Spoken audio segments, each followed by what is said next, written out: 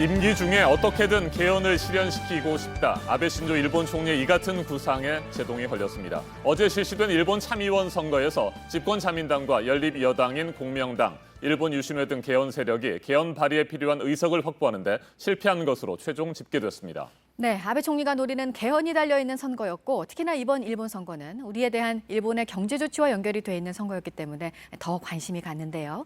개헌과 관련해서 아베 총리는 다른 당과 무소속 의원들과도 손을 잡겠다는 뜻을 밝혔습니다. 그리고 반도체 원료 수출 규제와 우리나라를 무역 우대국에서 제외하는 절차는 이번 선거 결과와 관계없이 계속될 것이라는 전망입니다. 먼저 타격을 받게 된 아베 총리의 개헌 구상, 안태훈 기자의 보도로 보시겠습니다. 일본을 전쟁 가능한 나라로 바꾸려는 아베 총리.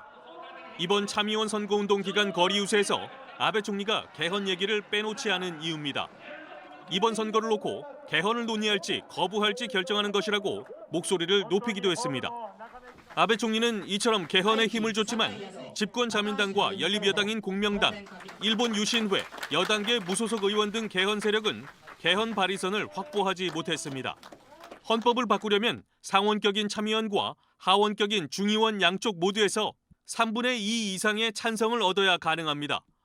중의원에서는 개헌안 발의가 가능한 상황이고 참의원에서는 이번에 85석을 확보해야 3분의 2인 164석이 되는데 81석에 머물렀습니다. 아베 총리의 개헌 드라이브에 일단 힘이 빠지게 된 것입니다.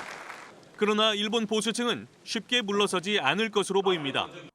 아베 총리는 어젯밤 개헌 논의에 대해 다른 당과 무소속 의원들과도 진지하게 논의하고 싶다고 말했습니다. 개헌 세력이 아닌 무소속 의원들이나 다른 야당과도 손잡을 수 있다는 뜻을 내비친 것입니다.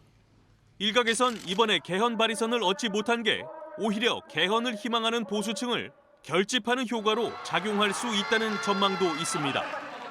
JTBC 안태훈입니다.